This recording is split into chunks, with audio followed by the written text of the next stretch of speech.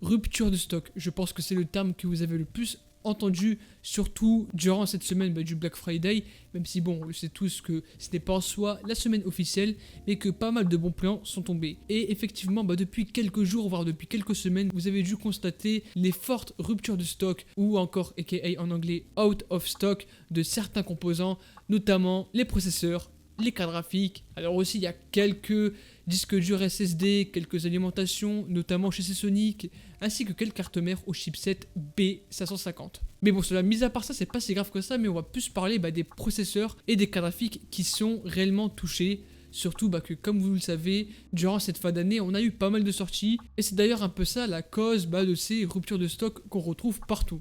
Avant qu'on commence cette vidéo, je tiens juste à vous préciser que si jamais vous êtes à la recherche d'une configuration PC avec la semaine du Black Friday ainsi que les fêtes qui vont arriver, n'hésitez pas à passer par le Discord, on est très actifs, très nombreux, donc si jamais vous êtes passionné d'informatique, n'hésitez pas à y passer, il y aura le lien dans la description. Ou alors si vous voulez me contacter, je suis vraiment actif sur les réseaux tels que Instagram, Snapchat ou encore Twitter. C'est parti comme en 46 et comment expliquer une forte rupture de stock. Et comme vous le savez, non seulement avec la pandémie mondiale et surtout avec la semaine du Black Friday, forcément les demandes sont beaucoup plus importantes que les offres. Et du coup, lorsque les stocks commencent à diminuer, on a forcément affaire à des ruptures vraiment très fréquentes et surtout un prix qui ne cesse de monter. C'est ce qui se passe en ce moment même avec le Ryzen 5 3600, le fait qu'il y ait beaucoup de demandes que l'offre. Même si bon, vous savez que je ne suis pas un expert en marketing ou encore en économie de je sais pas quoi. Mais dans tous les cas, vous avez réellement vu l'impact de ce Ryzen 5 3600, surtout en France. C'est pour ça que d'ailleurs, on est passé de 189 € à quasiment 234 € en espace de 2 semaines. Je sais que ça fait beaucoup, mais bon, c'est comme ça, hein. Le fait qu'il y ait une réelle hausse de la demande, forcément, ça influence pas mal sur ça. Et c'est d'ailleurs pour ça que j'ai parlé en début de vidéo de certains composants tels que les cartes mères, les alimentations, ou encore de certains SSD surtout parce que c'est là où on a eu pas mal d'offres, notamment pas mal de SSD N.2 NVMe. Mais bon, même si pour certains je pense que c'est logique, comprenez juste que la demande est beaucoup trop haut par rapport à l'offre. Ensuite, par rapport aux CPU, notamment de chez AMD avec les Ryzen, il y a aussi cependant l'arrivée des Ryzen 5000 parce que comme vous le savez, le fait que les Ryzen 5000 ont fait vibrer pas mal de gens, certains ont commencé à vendre leurs anciens processeurs ou encore leur ancienne config pour simplement profiter de ces nouveaux AMD Ryzen. Et bien concrètement, le fait que pas mal de gens se sont plongés directement sur ces nouveaux Ryzen qui sont d'ailleurs très performants, on a dans un premier temps ces Ryzen 5000 qui sont en rupture de stock depuis des semaines depuis leur arrivée. Et simplement pourquoi je veux en revenir par rapport au Ryzen 5000, simplement parce que ça influence beaucoup les Ryzen 3000 parce que comme j'ai dit, le fait que les gens ne peuvent pas se pencher vers des Ryzen 5000, ils vont plutôt se pencher vers l'ancienne génération de AMD, aka la 3000. Et donc par conséquent, les processeurs ayant un bon rapport performance-prix tel que le 3100, le 3600 ou encore le 3700X, forcément on voit des ruptures de stock tout partout, surtout avec un prix vraiment très haut parfois. Donc c'est pour ça que on a des processeurs Ryzen 3000 touchés, ainsi que des processeurs Ryzen 5000 réellement touchés. Même si là les stocks commencent à revenir petit à petit, même si les stocks partent en quelques minutes, on commence à réellement voir une arrivée de quelques stocks de certains AMD Ryzen 5000. Ensuite, on va parler surtout des cartes graphiques parce que je sais que c'est en tout cas le composant qui est le plus touché par cette rupture de stock. Alors, je vais pas rentrer dans les détails même si ce n'est pas le sujet de la vidéo. Vous savez que Nvidia et AMD ont annoncé leur nouvelle série telles que les RTX 3000 ou encore les RX 6000. Et si on coupe cela avec les événements tels que Noël ou encore le Black Friday, donc beaucoup plus de consommateurs qui demandent ces GPU et surtout le fait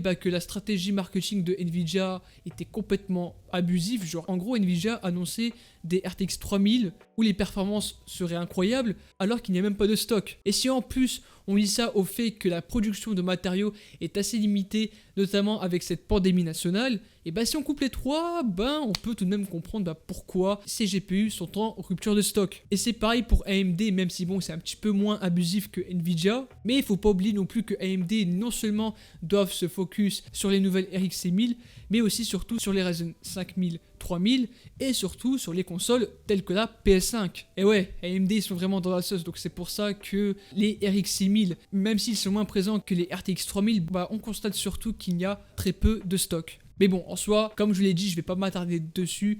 Il y a pas mal de collègues youtubeurs qui ont parlé de l'actualité par rapport à ces nouveaux GPU. Mais voilà, si on couple tout ce que j'ai dit, déjà dans un premier temps, les nouvelles RTX ainsi que nouvelles RX sont vraiment dans la sauce. Ensuite, il y a un autre point hyper important, c'est que vous avez dû constater que les anciennes générations de Nvidia et de AMD, donc les RTX 2070, 2070 Super, 2080, etc.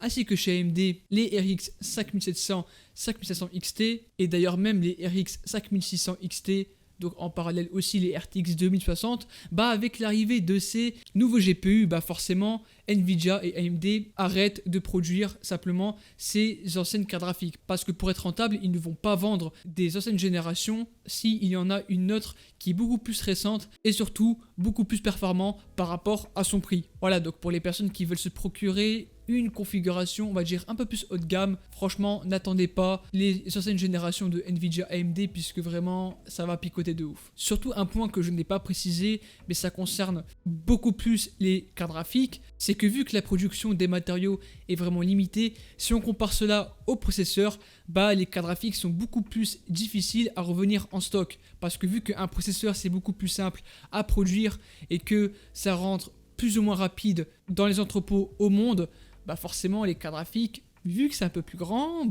les stocks là aussi sont assez limités, donc aussi un point à retenir. Bon, maintenant on a parlé du pourquoi, maintenant on va parler du comment. À part fermer sa gueule, que faut-il faire? Et moi dans un premier temps, je suppose qu'il y a deux manières. La première c'est patienter et la deuxième, encore patienter encore une fois. En gros ce que je veux dire c'est que dans un premier temps, il y aura une première phase où on va devoir patienter directement au prochain Black Friday, donc n'oubliez pas le 4 décembre, où probablement les processeurs peuvent revenir en stock. Après le truc c'est que ne pensez pas que des processeurs ou encore des cartes graphiques reviennent en stock en même pas une semaine. Il faut aux entreprises ainsi qu'aux entrepôts surtout, il faut plusieurs semaines voire plusieurs mois pour que les stocks reviennent rapidement et non pas en espace de une semaine. Donc c'est pour ça que même si vous attendez le Black Friday, ne pensez pas à avoir des stocks le plus rapidement, ça serait complètement contradictoire. Ou alors ce que vous pouvez faire, c'est que vous pouvez patienter intelligemment entre guillemets, c'est-à-dire que non seulement vous allez attendre l'arrivée des stocks des nouvelles générations de AMD ainsi que de Nvidia.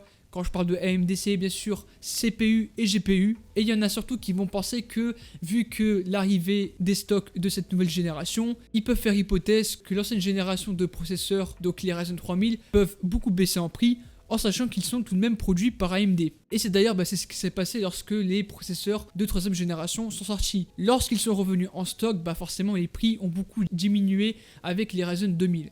Après, par conséquent, les Ryzen de première génération ne sont plus en stock.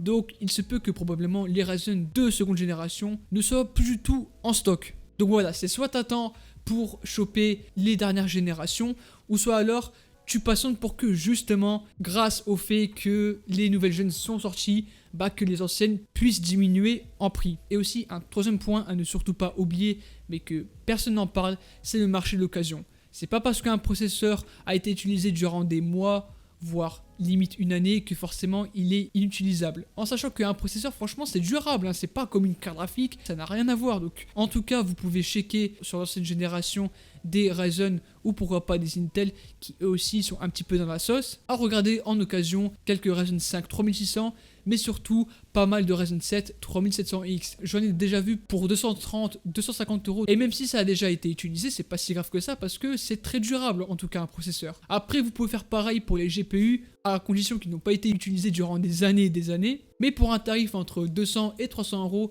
on a pas mal de modèles qui sont assez intéressants, tels que des GTX 1070, 1070 Ti, ou encore mon coup de cœur que même moi je vais essayer de m'en procurer une pour ma configuration PC, des GTX 1080 ou encore des 1080 Ti aux alentours des 300-350 euros. C'est tout de même de très bons GPU qui sont beaucoup plus performants que certaines cartes graphiques récentes, exemple des 1660 Super ainsi que des RTX 2060, et même si on n'a pas les technologies embarquées telles que le Ray Tracing ou encore le DLSS, si d'un côté vous vous en battez les couilles de cette nouvelle technologie de Nvidia et que vous voulez plus vous focaliser sur les performances, bah prendre la première génération 1000 de Nvidia, franchement c'est pas en soi une mauvaise idée, en sachant que les performances entre une 2060 et une 1080 voire 1080 Ti, ça n'a rien à voir. Donc voilà, pourquoi pas privilégier le marché de l'occasion sur le Bon Coin, eBay, etc.